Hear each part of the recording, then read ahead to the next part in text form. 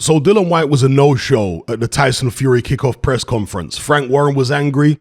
Tyson Fury didn't seem particularly bothered. Here's my take. As I mentioned in previous videos, to me it just seems like Dillian Whyte, who is interim champion with the WBC, let's not forget that, believes that he's not being treated like an interim champion. And therefore, if they're going to be funny with him, he's going to be funny with them. Now, some people are saying that it's Eddie Hearn or one of Dillian Whyte's advisors who's told him to not participate in promoting the fight. Well, I'm sure Dillian Whyte has consulted with his lawyers and his advisors and so on, but I don't think this is the kind of idea or the kind of move that is beyond Dillian Whyte's scope to just do off his own initiative. It seems like a Dillian Whyte type move, to be honest with you, because he's a guy who has tried to strong arm his way into the industry.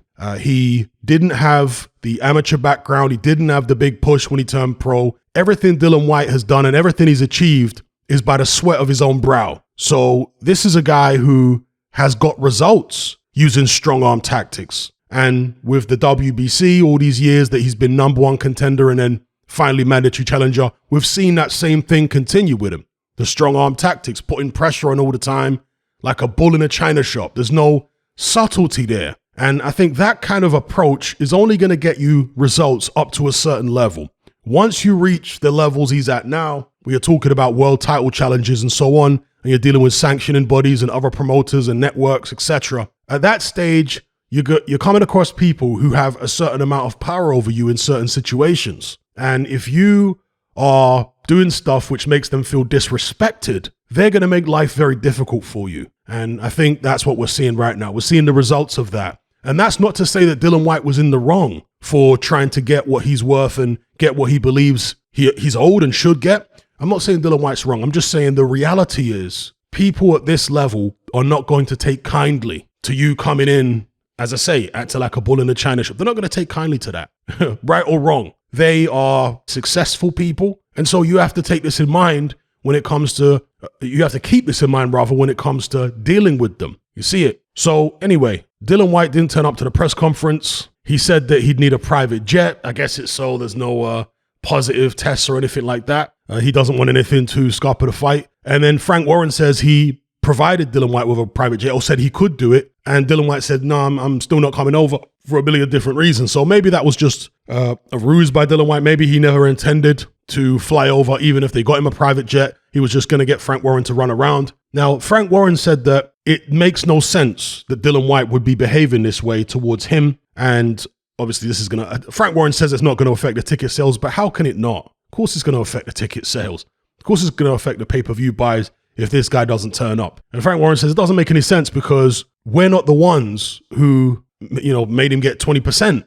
That was the WBC. That's a situation between him and them. We didn't decide the purse split. Well, on the surface of it, that seems like a very fair and reasonable point. But I suspect that Dillian Whyte thinks that Team Fury did have something to do with the 20% purse split. I suspect that Dillian Whyte believes that there was some collusion. Thinks they're all in it together, and so they can all pay together.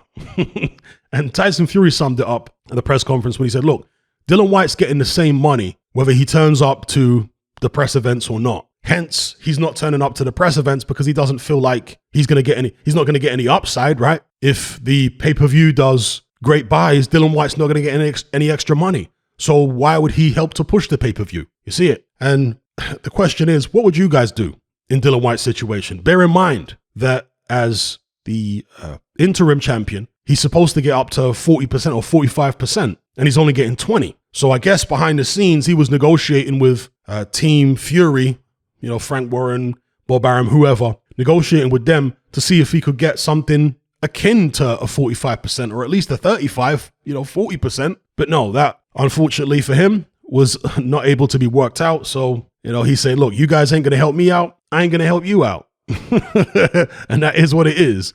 But make no mistake about the fight. Dillian Whyte has to knock Tyson Fury out here to get a win. He might have to knock Tyson Fury out to get a draw. So, and one thing I had contemplated for a while is if Dillian Whyte were to beat Tyson Fury, hypothetical scenario, if he were to beat him, what would he do with the WBC belt? Given the fact that he's got this really bad relationship with the WBC now, what happens if he wins? Does he keep the belt?